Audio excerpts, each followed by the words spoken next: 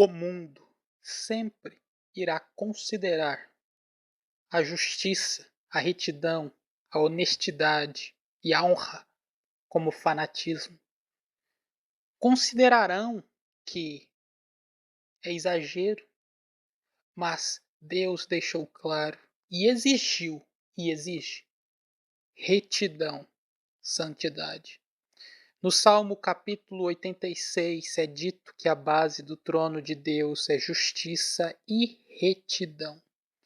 Logo, é evidente que todos os seres humanos precisam buscar a justiça e a retidão. E é exatamente por isso que, no Êxodo, quando o povo saiu do Egito, o povo hebreu, Deus disse: Sejais santos, como o Senhor vosso Deus é santo. E novamente Pedro retoma essa passagem em uma de suas cartas, dizendo: Sejam santos, como Deus é santo. Porque se vocês chamam Deus de Pai, precisam buscar ser semelhantes a Ele. Jesus Cristo já havia dito essa mesma coisa nos Evangelhos, quando ele disse: Sejam perfeitos, como o Senhor, o vosso Pai, é perfeito. Logo, aqui é claro a necessidade de buscar a perfeição e a retidão, para que assim possamos nos tornar parecidos com Deus. Esse foi o grande propósito de Jesus Cristo. Ele não veio aqui na terra para abençoar as pessoas com riquezas materiais, diferente do que muitas religiões e círculos da cristandade moderna pregam. Cristo não veio abençoar as pessoas com riquezas. As bênçãos de Deus são a retidão, a fé, a salvação, a santidade. Foi para isso que Cristo veio ao mundo, para trazer a salvação, a santificação ao ser humano. Disso que se trata o Evangelho de Jesus Cristo. Em Gálatas capítulo 5, o apóstolo Paulo descreve tudo aquilo que corrompe o ser humano. Nos versículos 19 ao 21 está escrito: Porque as obras da carne são manifestas, as quais são adultério, fornicação, impureza, lascívia, idolatria, feitiçaria, inimizades, pórfias, emulações, iras, pelejas, dissensões, invejas, homicídios, bebedices, glutonarias e coisas semelhantes a estas, acerca das quais já vos tenho dito que os que cometem tais obras não herdarão o reino de Deus. Aqui o apóstolo estabelece com clareza todas as coisas que devem ser evitadas com todo esforço, pois quem comete tais coisas não herdará o reino de Deus. O que você precisa fazer agora é pegar um dicionário de português, ou da internet, no celular, não importa, e pesquisar cada uma dessas palavras, e compreender o significado delas, e então verificar se você não está vivendo nessas obras. E se constatar que está vivendo nessas obras malignas, você deve lutar para tirá-las de suas vidas e pedir perdão a Deus, reconhecer isso e mudar com fé e paciência, se esforçando a cada dia até a completa libertação. Porque é diferente do que muitos pastores e padres dizem, não existem orações de libertação imediata. Orações ajudam, com certeza. Orações expulsam demônios, com certeza. Porém, a libertação verdadeira é um processo gradual, que as pessoas precisam continuamente se esforçar. A libertação é um processo de santificação, como está escrito em João capítulo 17, versículo 17, quando Cristo diz: Pai, santifica os meus discípulos na tua verdade. Então ele diz: a tua palavra é a verdade. Ou seja, praticar os ensinamentos de Deus é a santificação, é a libertação. A mesma coisa ele disse, em outras palavras, aos fariseus, quando ele disse: aquele que conhece a verdade é liberto por ela. Ou seja, mas o que é conhecer a verdade? Conhecer a verdade é fazer aquilo que a verdade ordena. E a verdade ordena retidão. A verdade ordena santidade.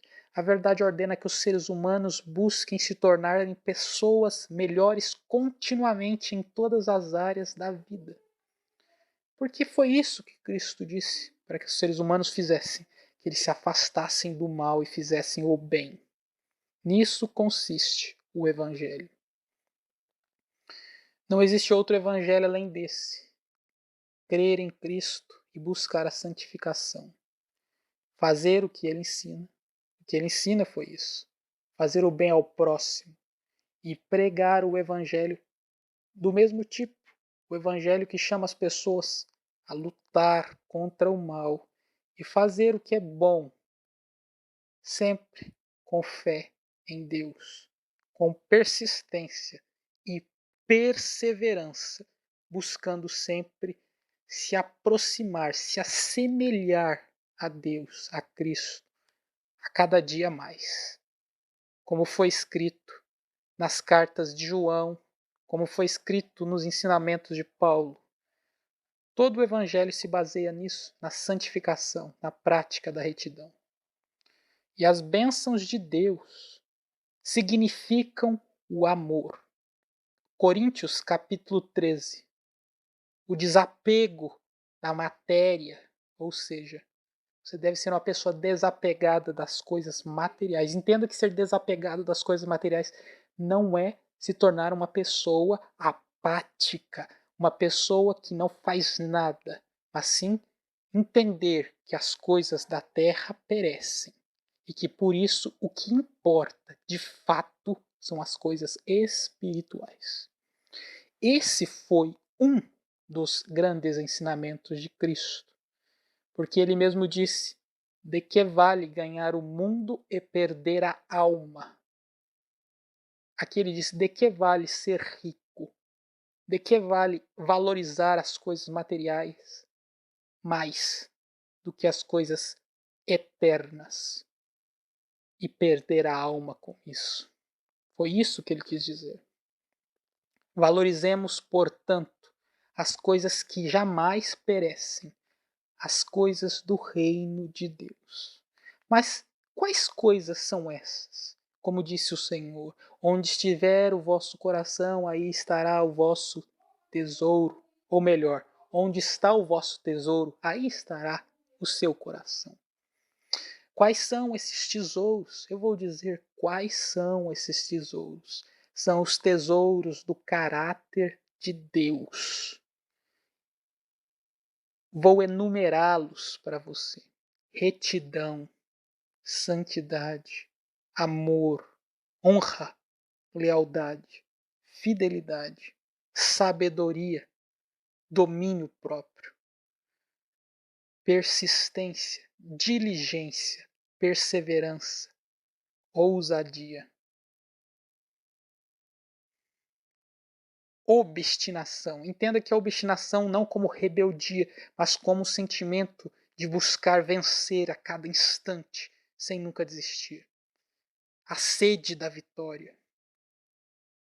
Esses são os verdadeiros tesouros, os tesouros do caráter de Deus. São essas coisas que são verdadeiramente valiosas e são aquelas que devemos buscar, almejar. Em outras palavras, é aquilo que nos faz pessoas melhores e nos prepara para o reino da eternidade. Porque o Evangelho de Cristo é a transformação do caráter do homem, para que a cada vez mais ele possa estar mais próximo da perfeição, da completude de portar todas essas coisas que foram enumeradas na sua mais perfeita ordem.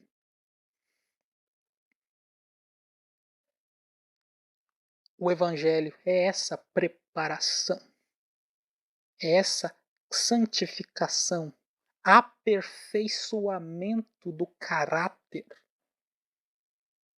E por isso é necessário buscar o Evangelho da verdade, da retidão, e não da bênção material. Porque o Evangelho verdadeiro te chama a melhorar. O Evangelho verdadeiro aponta na sua cabeça, o dedo na sua cabeça e fala: você precisa melhorar. Todos nós precisamos. Todos. Não há um ser humano na Terra que não precise melhorar, que não precise se tornar mais parecidos com Deus a cada dia. É disso que se trata o Evangelho. Só que muitos pregam outras coisas, coisas mentirosas, e aglomeram pessoas que não amam a Deus, mas que querem bênçãos materiais, que querem dinheiro, que querem casa, que querem relacionamento, mas não querem Deus, não querem Cristo, não querem os tesouros do céu, que são os verdadeiros. Portanto, busque esses tesouros, se arrependa de todos os erros, expulse as obras de Gálatas capítulo 5, versículo 19 ao 21 de sua vida e faça aquilo que Deus manda e pregue esse evangelho aos outros. Ajude as pessoas necessitadas, segundo aquilo que você pode fazer, seja visitando, seja doando, não importa. Ajude as pessoas necessitadas. Eu quero que você leia Gálatas capítulo 5, estude as palavras, mas também quero que você leia Mateus capítulo 25 e Isaías capítulo 58. Ali, Jesus Cristo, Deus, estabelece um segredo para que todas as pessoas possam ser iluminadas pela força do seu poder. Quando as pessoas obedecerem esse mandamento, elas se tornarão luminosas, porque praticar a justiça, o bem ao próximo, é aquilo que faz o ser humano se tornar luz, como o próprio Cristo, o próprio Deus. E ele disse: vós sois a luz do mundo, vós sois o sal da terra. Mas isso significa que apenas aqueles que agem como eles são luz e sal, ou seja, que agem com justiça. E a justiça é a santificação e fazer o bem aos outros. Esses são os ensinamentos de Cristo. Portanto, reflita a respeito disso. Pense se você não está praticando o que é ruim. Pense se você não está fazendo o oposto daquilo que Deus ensina. Pense se você não está sendo trevas ao invés de luz. Tire as palavras torpes da sua boca. Em Efésios capítulo 5, o apóstolo Paulo, inspirado por Deus, condenou todas as palavras torpes. E é por isso que não devemos falar palavrões, que devemos purificar o nosso vocabulário, porque isso causa escândalo e é um pecado contra Deus. E outra coisa, Jesus Cristo já havia alertado a respeito disso, quando ele disse que toda palavra ociosa, que o homem dará conta de toda palavra ociosa que tiver dito, palavra ociosa, palavra inútil. Por isso é necessário purificar o vocabulário e falar o que é justo e correto, para que também aqueles que não creem não blasfemem contra a fé, não degrinam o nome de Cristo por conta do erro, porque muitos degrinem a imagem de Deus. Entendo imagem como a pessoa, por conta daqueles que dizem que creem nele e fazem tudo que é mal. E por isso devemos andar na retidão e sermos exemplo, para que as pessoas vejam as boas obras e glorifiquem a Deus que está no céu. Disso se trata o Evangelho.